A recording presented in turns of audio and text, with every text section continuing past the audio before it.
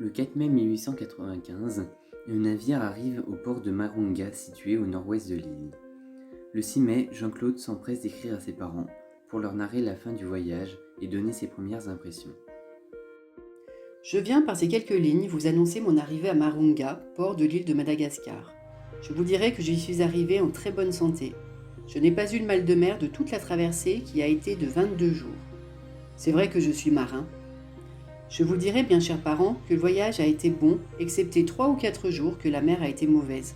Ça ballottait salement le bateau. On s'est arrêté dans 2 ports où on a pris du chargement en bêtes et en charbon. On s'est arrêté à Port Saïd, belle petite ville et joli port. Il y avait beaucoup de navires de toutes les puissances et grand nombre d'Arabes qui nous vendaient des fruits. Ensuite, on a traversé le canal de Suez. On voyait quelques Arabes qui étaient le long avec leurs chameaux. On a mis 18 heures pour le passer. Je ne peux pas bien vous dire sa longueur. Et à l'autre côté, on a vu Suez, petite ville et port. Et de là, on a traversé la mer Rouge. C'est bien là où on a le plus souffert, car on est resté 5 jours et 5 nuits où on n'a pas fermé l'œil. On ne savait pas où se mettre à rapport de la chaleur. Il y avait 48 et 50 degrés de chaleur lorsqu'on a passé sous le tropique.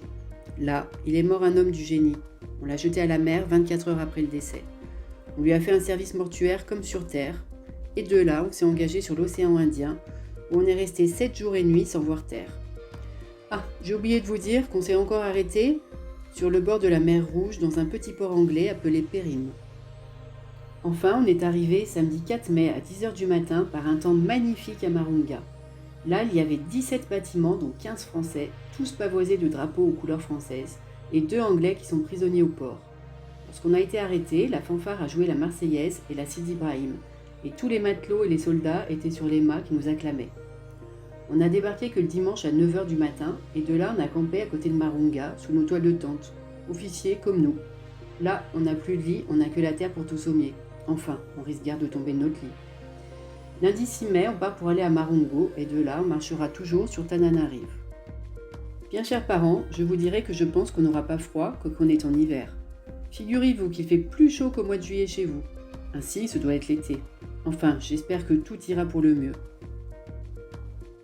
Enfin, bien chers parents, c'est à peu près tout ce que je vois pour le moment, que je me porte toujours bien et je désire de tout mon cœur que ma présente vous trouve de même.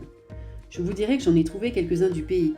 Il y a un d'Everchères de Saint-Igny-de-Roche, un de Dompierre, enfin plusieurs. Je termine en vous embrassant tous bien du plus profond de mon cœur. Vous donnerez bien le bonjour de ma part à tous mes parents et amis, en attendant que je puisse leur écrire. Chère mère, il ne faut pas te faire de mauvais sang, sois tranquille.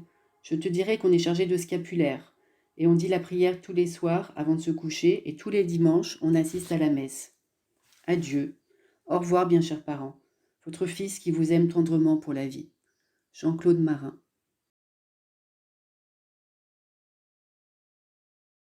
Le canal de Suez est un canal navigable situé en Égypte.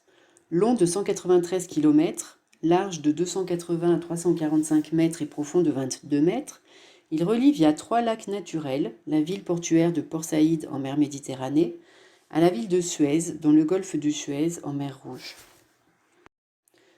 Percé entre 1859 et 1869, sous la direction du diplomate français retraité Ferdinand de Lesseps, il permet aux navires d'aller d'Europe en Asie sans devoir contourner l'Afrique par le cap de Bonne-Espérance et sans rupture de charge par voie terrestre entre la Méditerranée et la mer Rouge.